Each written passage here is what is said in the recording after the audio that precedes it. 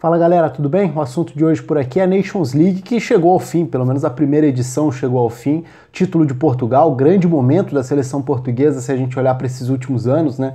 Campeã da Euro em 2016, agora campeã da Nations League em 2019.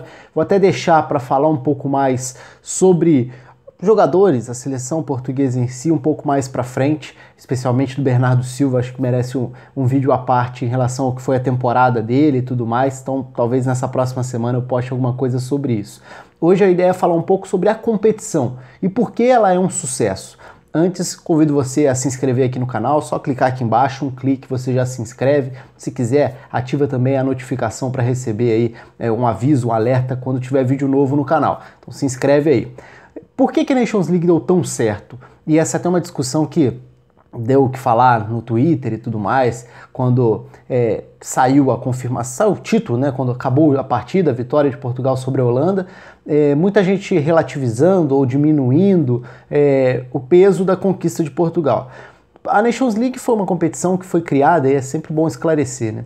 Foi criada para substituir os amistosos nas datas FIFA para as seleções europeias. O que isso quer dizer? Da mesma forma que o Brasil joga os seus amistosos, muitas vezes contra adversários de níveis bem discutíveis e tudo mais, esses amistosos geram pouco apelo e eram jogos muitas vezes chatos, sem muito interesse e tudo mais. O que a UEFA pensou?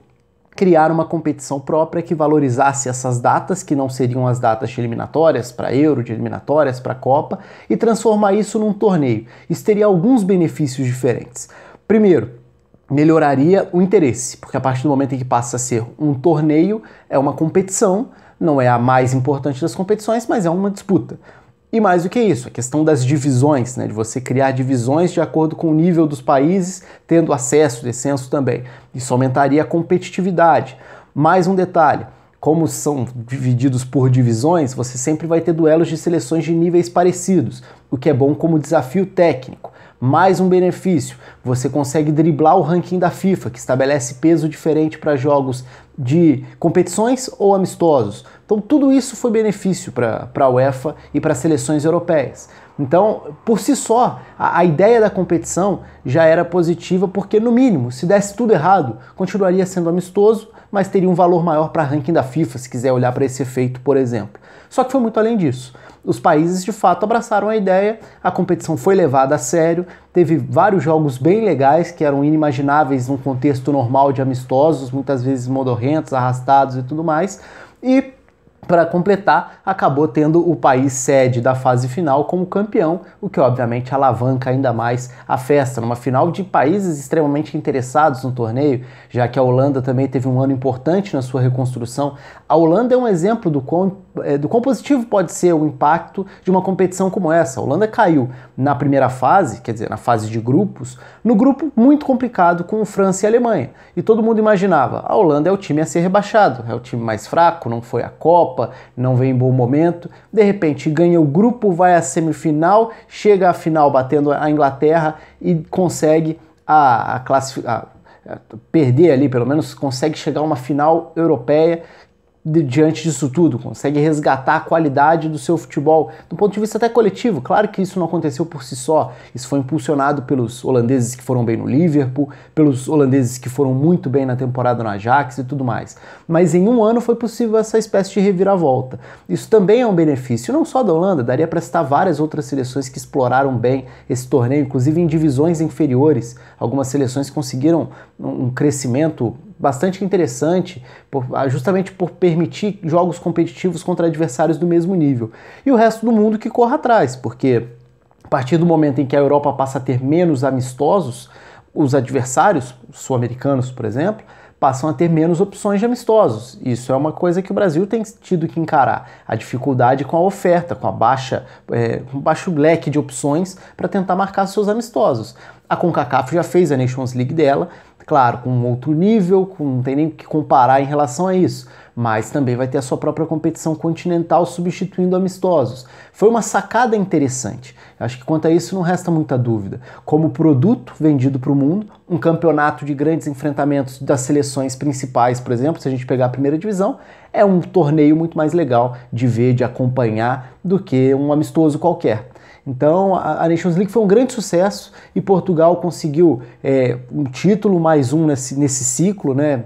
Excepcional o que Portugal conseguiu ser nesses últimos anos em termos de competitividade, e mesmo sabendo que tem um elenco para render mais até em termos de desempenho, pela quantidade de jogadores jovens ou ainda com muita carreira pela frente, pensando nos próximos anos.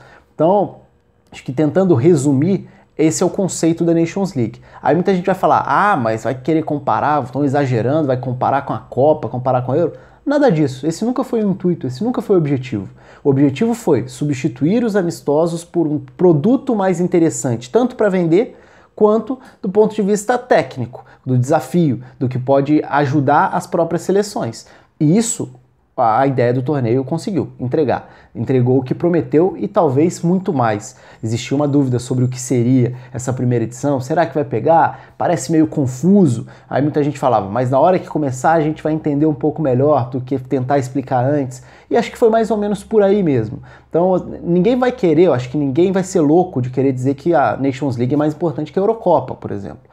Tanto que a Euro é a principal competição de seleções da UEFA, que é a entidade que organiza a Nations League.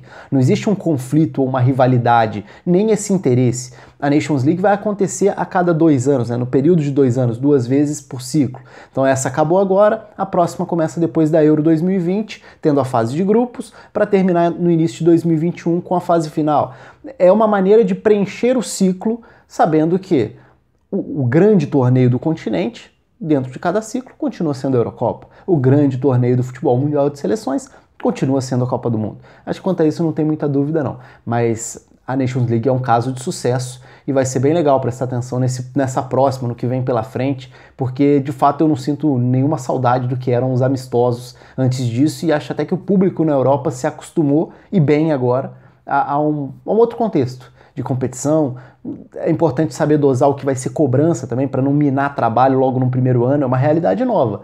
Ela traz novidades, desafios, pegadinhas nesse caso, não transformar um eventual rebaixamento num fim de trabalho, porque esse não é o objetivo principal dentro do ciclo e tudo mais. Isso a gente vai acompanhando caso a caso ao longo dos anos. Mas deixa aí a sua opinião também. O que você pensa sobre a Nations League? Foi um sucesso? Você gosta, não gosta? Participa, se inscreve aí também, e até a próxima. Um abraço.